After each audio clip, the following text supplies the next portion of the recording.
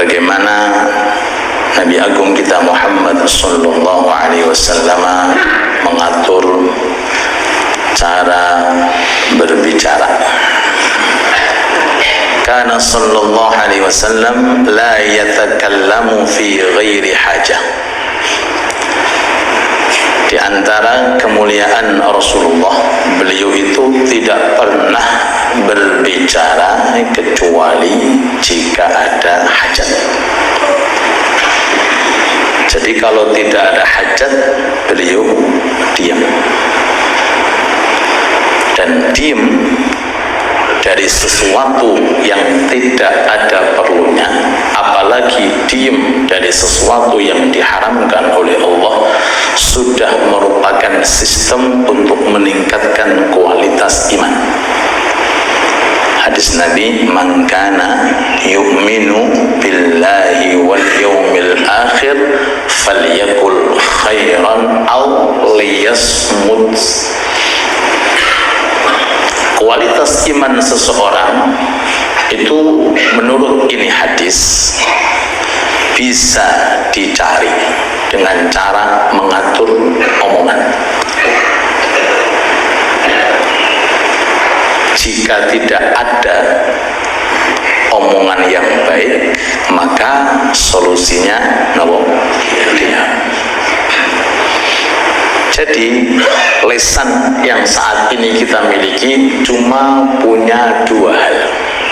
Dua-duanya ini dihitung ibadah. Yang satu berupa suara, ucapan. Yang satu diam. Falyakul khairan. Ucapkan ucapan yang baik. Jika tidak ada ucapan yang baik atau takut nanti mengucapkan ucapan yang tidak baik, maka solusi yang kedua diam. Apa diam itu Pak? Menang. Seseorang bisa membalas cacian, tapi dia diam. Seseorang ketika dihina, dia mampu membalas hinaan, tapi dia diam. Bahkan seseorang mungkin bisa mengatakan segala sesuatu walaupun sifatnya itu mubah, tapi dia lebih senang untuk diam. Diamnya itu walaupun tidak berbicara karena takut keluar sesuatu yang tidak diridhai oleh Allah, sudah bisa menyebabkan naiknya level keimanan seorang mukmin. Mudah-mudahan lisan kita dijaga oleh Allah. Amin ya rabbal alamin. Maka oleh sebab itu Al-Quran ini menurut zatnya mulia, tapi bisa enggak menjadi mulia karena wadahnya Al-Quran. Apa wadah Al-Quran? Lisan. Zikir ini mulia. Bisa juga harga zikir itu berkurang. Apa penyebabnya? Karena alat yang digunakan untuk berzikir. Gila bonggi. Dan jenengan kiaskan, sehebat apapun bacaan atau zikir atau lantunan ayat suci Al-Quran, itu diantara yang menyebabkan kualitas itu adalah tempat di mana Quran dan zikir tersebut keluar. Tidak ada lain tempatnya melalui nopo lesan. Anda tahu air yang bersih kapan menjadi keruh? Nek pipone kotor, nek bae kotor. Air hujan itu bersih, jernih. Sampai-sampai air hujan itu walaupun sifatnya, walaupun bentuknya seperti apa, warnanya seperti apa, kalau namanya air hujan, suci mensucikan. Tapi ketika air hujan itu ditampung oleh bak yang kotor, maka mungkin bisa menjadi najis atau mungkin bisa menjadi air yang kotor. Begitu pula kualitas Quran kita, zikir kita, maka kita usahakan alat yang kita gunakan untuk membaca Al-Quran dan berzikir punya kualitas di hadapan Allah Subhanahu wa ta'ala. Ahli Quran senengane maca Quran tapi juga senengane nyelatu. Ya napa niku? Cara malaikat nilai ini piye? Matematika ya napa Pak Iko? Piye iki nilai piye? Zikire yo kenteng, gibahe yo kenteng. Piye cara? Nggih. Maka oleh sebab itu lesan yang begitu kecil ini, tidak bertulang, ditutup oleh Allah Ta'ala dua pintu, satu gigi, yang kedua mulut, tapi masih jebol. Jurmuhu shaghir, kata ulama, wa jurmuhu kabir. Jurmuhu shaghir bentuknya kecil, tapi efek sampainya juga besar. Kalau digunakan untuk hal-hal kebaikan, maka bisa menghasilkan pahala yang besar. Begitu pula jika digunakan hal-hal yang tidak diridhai oleh Allah. Makanya hati-hati lisan kita jaga. Mudah-mudahan dijaga oleh Allah Subhanahu wa ta'ala. Jadi jika tidak ada hal yang penting, maka jangan sampai kita ngomong. Lebih baik kita diam. Kemudian wa yu'rid amman takallama bi ghairi jamil. Di antara keindahan Nabi Muhammad sallallahu alaihi wasallam itu suka menghindar ketika ketemu dengan orang omongannya ngelantur. Faham omongan ngelantur, Pak? Gak jelas. Berbicara dengan pembicaraan yang tidak bagus niku disingkrai kalian Kanjeng Nabi. Tidak mengandung hal yang haram, tidak menghasilkan faedah, beliau menyingkiri, beliau menghindari. Allahumma shalli ala Muhammad. Maka oleh sebab itu, dari ini keterangan, mari kita mengontrol lisan kita, dan mari kita berusaha untuk bergaul dengan orang-orang yang lisannya terjaga. Kalau zaman dahulu itu belum ada alat-alat secanggih sekarang, Pak.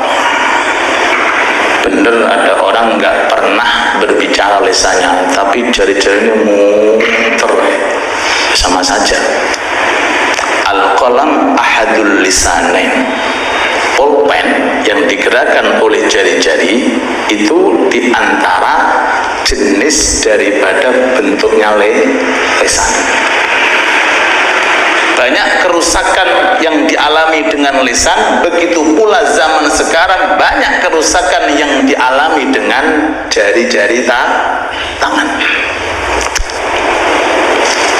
Dengan media-media zaman sekarang ini yang serba canggih, biasanya diupload dikasih VS. Apa nih bahasanya? Nah, ustadz ini dengan ustadz ini diadu. Padahal enggak, cuma diadu. Nikah ini flore kakek. Ngupload sana, ngupload sini, memotong ceramah sana, memotong ceramah sini di bulan suci Ramadan.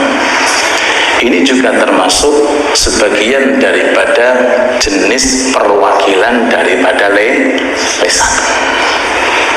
Makanya kalau ditanya siapakah orang muslim, bukan orang yang Qur'annya banyak, bukan orang yang tahajudnya banyak, bukan orang yang zikirnya banyak, walaupun itu termasuk tanda orang Sallallahu Alaihi Wasallam menyimpulkan sifatnya orang muslim dengan dua: man salimal muslimuna min lisani wa yadihi. Orang muslim sejati orang yang lisannya enggak pernah gunjing orang lain. Dan orang muslim yang sejati adalah orang muslim yang tangannya tidak pernah digunakan menzalimi orang lain.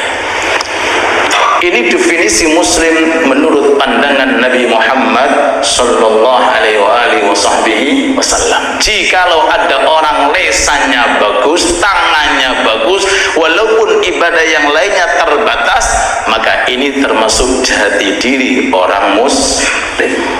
Allahumma salli ala Muhammad. Diceritakan ketika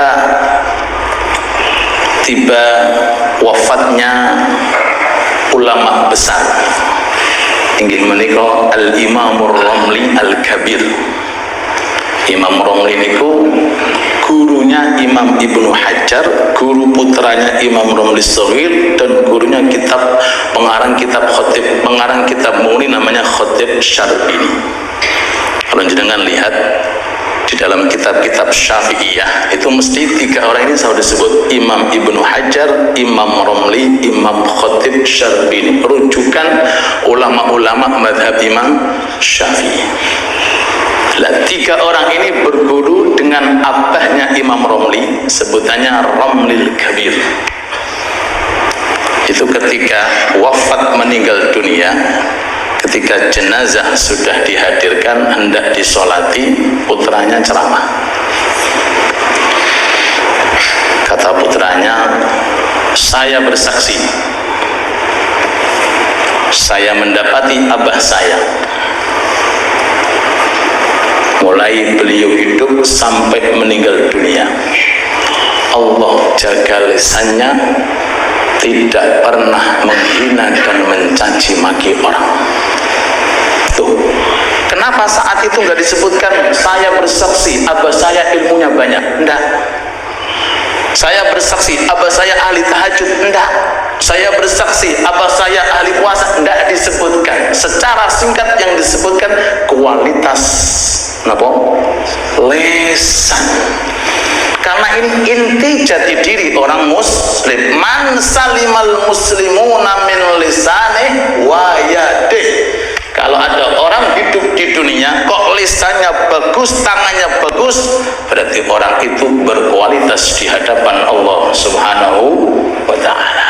Tapi sebaik apapun, sebanyak apapun, jika lisannya belum baik, tangannya belum baik, maaf, maka belum bisa dikategorikan orang muslim yang sejati. Di bulan suci Ramadan kita niyati Quran kita baca, mudah-mudahan lisan kita berkualitas. Kita niyati saat kita berzikir, mudah-mudahan lisan kita berharga di hadapan Allah. Kita niyati saat kita sedang doa, mudah-mudahan melalui lisan yang berkah doa-doa kita diijabahi oleh Allah. Amin ya rabbal.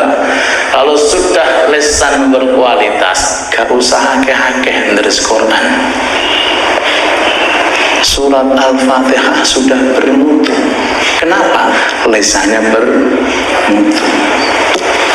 Oh, tapi nek Qur'ane hatam ping 17 hibae yo ping pinten Pak.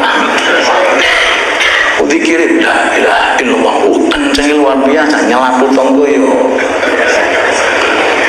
Tadi disampaikan bukan masalah banyaknya ibadah, kualitas ibadah yang perlu kita kondisikan. Sayyidina Ali karramallahu wajah pernah masuk ke dalam masjid, lihat ada orang, masya Allah, sholatnya banyak, 2 rakaat salam, 2 rakaat salam, 2 rakaat salam. Didekati, hei fulan, laisal ibrah bil kathrah. Inti ibadah itu bukan banyaknya, tapi inti ibadah kualitas. Kualitas Quran bukan huruf banyaknya, tapi lisan kita. Kenapa nggih? Kualitas kita terawih bukan cepatnya, bukan nilai bilangannya, tapi kesempurnaan yang ada di dalamnya. Ayat kedua surat Al-Mulk, alladzi khalaqal mauta wal hayata liyabluwakum ayyukum ahsan. Siapa yang paling baik, bukan siapa yang paling banyak. Kalau sudah baik pasti banyak, tapi kalau banyak belum tentu baik. Terakhir tolong dijawab. Ono beras Pak, sasak, tapi mentek-mentek. Ono beras sasak, wonten beras sak kresek mentek-mentek. Wonten beras sasak opo milih pundi? Sasak Pak. Sasak, tapi isine milih pundi? Gedene napa kualitasnya? Loh, urusan beras paham. Iya. Ini baru masalah lisan, belum masalah mata, belum masalah telinga, belum masalah tangan, belum masalah kaki, belum masalah yang namanya hati. Melalui majelis taklim ini mudah-mudahan kita semuanya digolongkan termasuk orang-orang yang berkualitas di hadapan Allah, dan semoga puasa dan rangkaian amal kita diterima dan dikabulkan oleh Allah. Amin amin ya rabbal alamin.